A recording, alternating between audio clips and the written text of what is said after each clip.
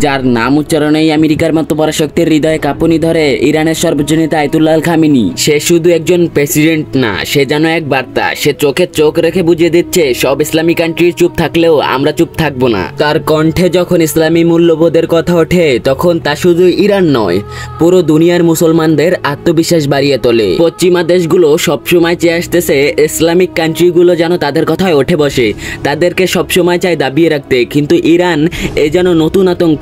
চোখে চোখ রেখে বলে দিচ্ছে সবাই চুপ থাকলেও আমরা চুপ থাকবো না, আমাদেরকে দাবিয়ে রাখতে পারবা না। প্রিয় বন্ধুরা, আজকে আমরা জানবো ইরান আসলে কতটা শক্তিশালী হয়ে উঠেছে। ইরান কি আমেরিকার সাথে পেরে উঠবে যুদ্ধতে, যেখানে প্রতিনিয়ত আমেরিকা একের পর এক হুমকি দিয়ে আসতেছে ইরানকে, সেখানে ইরানের প্রস্তুতিই বা কেমন? আমেরিকার হুমকি শুনে ইরান কি থেমে যাবে? এই সব কিছুই জানাবো আজকের ভিডিওতে। ভিডিওটা শেষ পর্যন্ত দেখবেন। ভালো লাগলে ভিডিওটা লাইক করে চ্যানেলটা সাবস্ক্রাইব করবেন।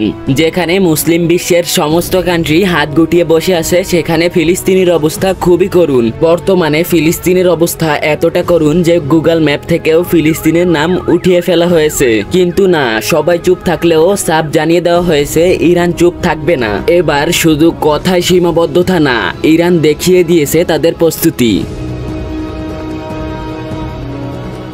আসুন এবার একটু ভালোভাবে বিশ্লেষণ করি। যদি যুদ্ধ হয়, দুই দেশের যদি যুদ্ধ লাগে, তাহলে কোনো দেশই লাভ করতে পারে না। দুই দেশেরই একই সাথে অনেক ক্ষতিগ্রস্ত হয়ে পড়ে, যার ফলে তাদের অর্থনৈতিক অনেক ধসে পড়ার সম্ভাবনা থাকে। তাই সব দেশই চায় যে আমাদের সাথে কারো যুদ্ধ না লাগুক, সব দেশই চায় শান্তিতে থাকতে। আসুন ইরানকে নিয়ে কথা বলা যাক। ইরানের সর্বোচ্চ নেতা আয়াতুল্লাহ আল খামেনি তার একটি লাইভে বলেছেন, আমরা কখনোই যুদ্ধ চাই না, আমরা চাই শান্তি। যদি আমাদের দেশকে আক্রমণ কেউ করে তাহলে আমরা চুপ করে বসে থাকবো না, আমরাও তাদের উপর আক্রমণ করব। তো তার কথাটা শুনে আশা করি আপনিও বুঝে গেছেন যে আসলেই কোনো দেশ যুদ্ধ চায় না।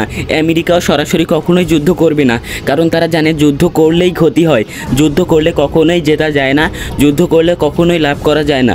দুই দেশই সমানভাবে ক্ষতিগ্রস্ত হবে, হয়তো কেউ একটু বেশি হবে বা কেউ একটু কম হবে, কিন্তু ক্ষতি দুই দেশেরই হয়। সম্প্রতি ইরান একটি ভিডিও পাবলিশ করেছে, যেখানে তাদের যুদ্ধ প্রস্তুতি নিয়ে সমস্ত কল্পনা জল্পনা সবাইকে অবাক করে দিয়ে ইরান যা দেখিয়েছে তাতে আমেরিকা ভয় কাঁপছে। কিন্তু তাও আপনি কি ভাবতেছেন, ইরান আর আমেরিকার যদি যুদ্ধ লাগে তাহলে কে জিতবে?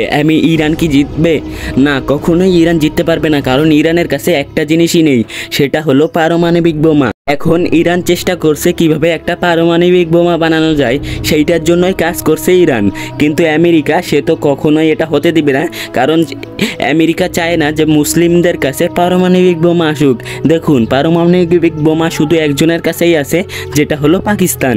আর কারোর কোনো মুসলিম দেশের কাছে কিন্তু পারমাণবিক বোমা নেই।